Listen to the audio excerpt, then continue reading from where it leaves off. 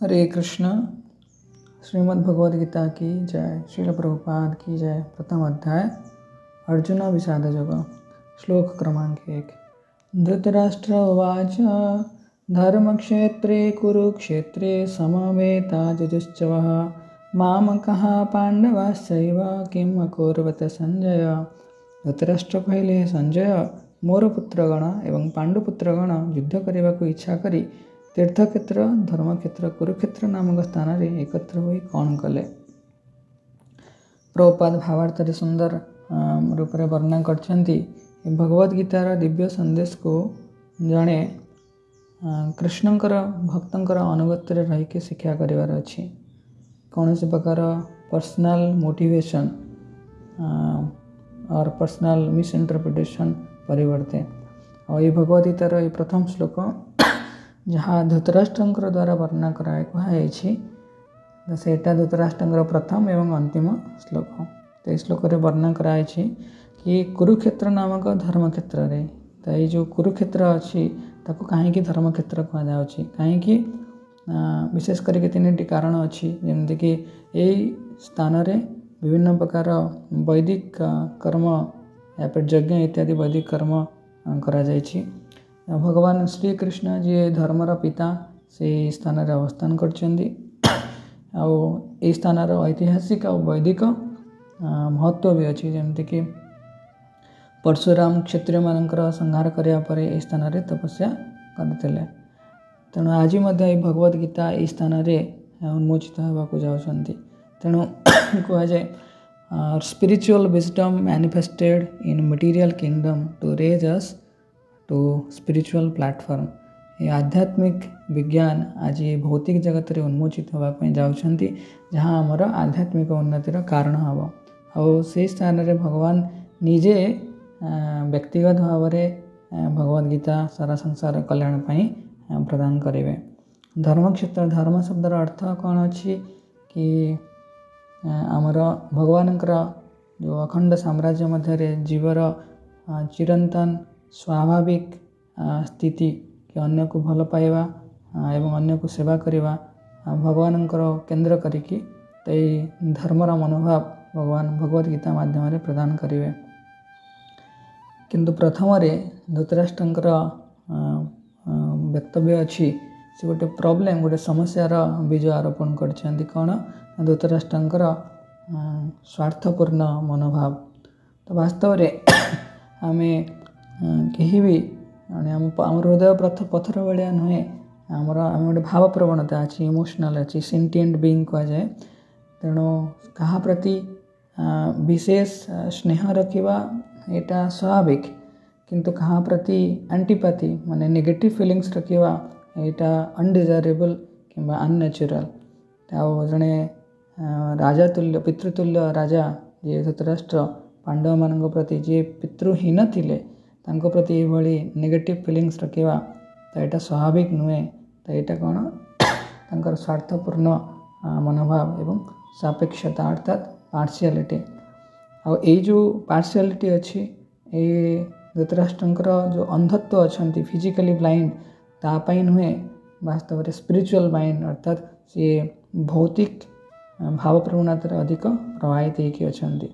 तेणु धृतराष्ट्र आज जो अहं ममेति मु एवं मोर मनोभाव अच्छी तो कुरुक्षेत्र क्षेत्र अर्थात से परिप्रेक्षी भावार्थ प्रभुपाद लिखिं कि गोटे धान क्षेत्र जमती धानर चारा व्यतीत अन्य सब जो अनवांटेड जिनस थाए ताको अप्रूव करा जाए सेमती धृतराष्ट्र जो मेंटालिटी अच्छी आमर भक्तिमय जीवन भितर या फिर आमर पूर्ण जीवन शैली जहाँ अनवांटेड जिनस अच्छी जोटा आमको आमर प्रगति रे साहाय्य करिवो नहीं ताको आमको अप्रूव करार अच्छी ताको बहिष्कार करार अच्छी।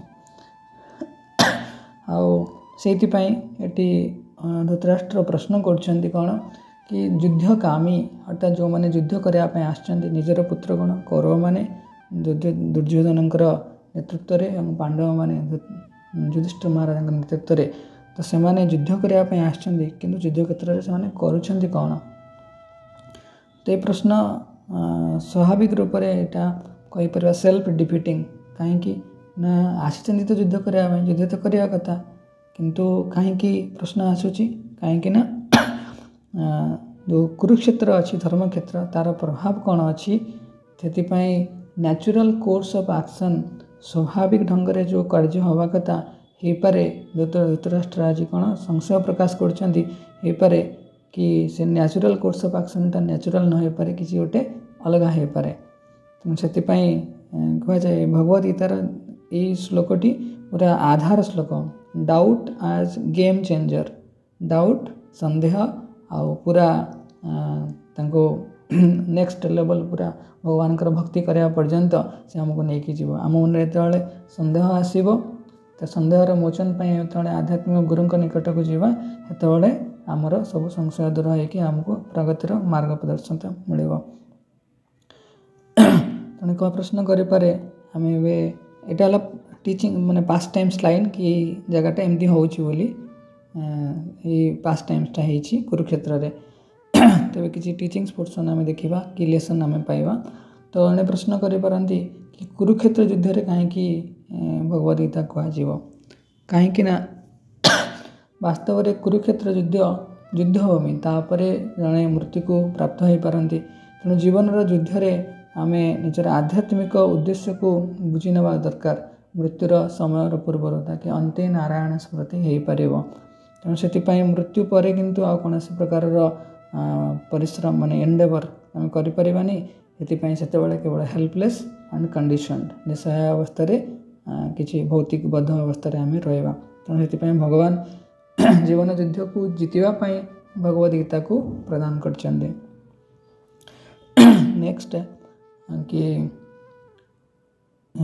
जो संभाव्य विजय अच्छी से संभाव्य विजय जहाँ धृतराष्ट्र मन में उंकी मारता तो से संभाव्य विजय सन्देहर घोर अंधकार रे प्रवेश कर जिते आम धर्मर विपक्ष में छिड़ा होता सिंपल तेणु से possible victory become highly doubtful when we are in opposite side of principle of religion से आमको कौन करार अच्छी धर्म को स्थापना करार अच्छी आपणवार अच्छी नेक्स्ट आम टीचिंग्स नहीं पारिबा कि धृतराष्ट्र जो अनकम्प्रोमाइज एकजिदिया मनोभाव कि मोर पुत्र मैंने जीतवा दरकार कौन कले एक्सपेक्टेशन अच्छी कि कौन कले फ्यूचर फोरकास्ट करने चाहती तो ये कह जाए अनकम्प्रोमाइजिंग एटीट्यूड एकजिदिया मनोभाव भौतिक संसाधन भौतिक सफलता जदि कौन से विनम्रता नथिबो ताले हमको अल्टीमेट फेल्योर प्रदान करिवो uncompromising attitude for material success without any sense of humility cause ultimate failure Dhritarashtra चाहिए किसी जानापी कि पुत्र मैंने वास्तव में कले कौन सन्देह तो अच्छी किंतु पॉसिबल विक्ट्री उपरे से नजर पकाउछन्ती से जितेबाला भी आम आमर भविष्य को जानापी चाहिए तो आम मन भर स्वाभाविक रूप से धृतराष्ट्र मन में अच्छी गोटे नियंत्रण मनोभाव तो मो हिसाब से फलटा आसू बोली तेणु यह आम चाहती निजे सबकि को नियंत्रण करने तो यह कदापि आध्यात्मिक प्रगति समीचीन नुहे नेक्स्ट एटी दुर्योधन से धृतराष्ट्र मन में संशय आसी कहीं कुरुक्षेत्र प्रभाव पाए कहीं कुरुक्षेत्र एक धर्मक्षेत्र भगवान अच्छा सी भी जानी पुत्र माने अधार्मिक पांडव माने जहाँ सहित युद्ध हम से धर्म सपोर्ट अच्छा भगवान धर्मर पिता अच्छा तो समय स्थान काल पदार्थ सबकि धर्म को फेवर करुचे आए धृतराष्ट्र मनोभाव में भय जागृत होती तो fearing the influence of goodness कहीं से भय कर कि सी तांकर श्रद्धा नहीं कि तांकर पुत्र मानकर हृदय किसी परिवर्तन आसीजिव बोली से जानते ये अधर्म कर माहिर अच्छा कौरव मैंने से मन में सन्देह आसूँ कि मैंने से जगह को गले हो पारे ता द्वारा प्रभावित होते तेणु न हवा दरकार बहुत टाइम से कह जाए the fearing the influence of goodness is like listening faith in knowledge ज्ञानर अभाव डुप्लीसिटी ऑफ माइंड आमर मनर कहीपर duplicity avoiding transformation of heart in systematic lifestyle अर्थात आम चाहती परिवर्तन होगापी बहुत सुंदर शिक्षा अच्छी कि one should not fear for transformation in his life. जड़े ता जीवन में प्रगति आने किसी गोटे सकारात्मक आध्यात्मिक परिवर्तन करने न डरवा दरकार। आउ किसी शिक्षा सुंदर अच्छी एमती cultivating our life for good quality. आम जीवन में ये आम किसी भल भल गुण को कल्टिवेट करार अच्छी, कृष्ण कॉन्शियस कृष्ण भावनामृत को कल्टिवेट करार अच्छी। ता माध्यम अनवांटेड डिस्ट्रैक्शन जहाँ अच्छी आम ताकू हटेबार अच्छी। जो इरिलीजियस मेंटालिटी अच्छी आम पाखे अधर्म का प्रवृत्ति अच्छी ताकू आम केमिति नष्ट करवा भगवान भक्त माने भगवान निकट एवं शास्त्रर बोनाफाइड स्क्रिप्चर अर्थात प्रामाणिक शास्त्रर शरणागत है कि last there is always victory for virtuousness. यदि आम धर्मर पथरे थिबा ताहले आमे निश्चय विजय प्राप्त हवा। When Lord approve our intention and guide our action, तले भगवान आमर उद्देश्य को सम्मति प्रदान करेंगे, आमर कार्यशैली को मार्गदर्शन प्रदान करेंगे। तो या माध्यम बहुत सुंदर सुंदर शिक्षा प्रथम श्लोक आम जानिले। तेणु धृतराष्ट्र जो मनोभाव अच्छी स्वार्थपूर्ण मनोभाव अच्छी कि शुणिथिबे कुंती महाराणी जी माद्रींकर पुत्र को भी आपणे पड़ुले, किंतु एटी धृतराष्ट्र पांडव मान को हत्या करने उद्विग्न होकर अच्छा। तेणु भगवान भी चाहती ये समस्त अनर्थ समस्त राक्षस मान को हटेवाई। भगवान किंतु ये वृंदावन थे से सब राक्षस मान को मारुले कि से बहुत बलशाली थे, किंतु दुर्योधन दुशासन अन्य कौरव माने जो माने राक्षस प्रवृत्ति पाखे थिला तो से माने पॉपुलर थे बहुत। कृष्ण हेतु कहे Krishna kills powerful demon but devotee kills popular demon, कहीं भगवान भक्त मान श्रेय देवाई चाहती। तेणु ओवरऑल ये सुंदर शिक्षा आमको मिलला कि आज ये भौतिक जगत रे धर्मर स्थापना हम, किंतु स्पिरिचुअल विजडम आध्यात्मिक धर्मर स्थापना हम। भगवान निजे पर्सनाली ये धर्म को स्थापना करने जाउछंती, जहाँ द्वारा आमर मनरे जो मलिनता अच्छी कलमश अच्छी ताको हमको हटेबार अच्छी आमर आध्यात्मिक प्रगति निमित्त। हरे कृष्ण। श्रील प्रभुपाद की जय।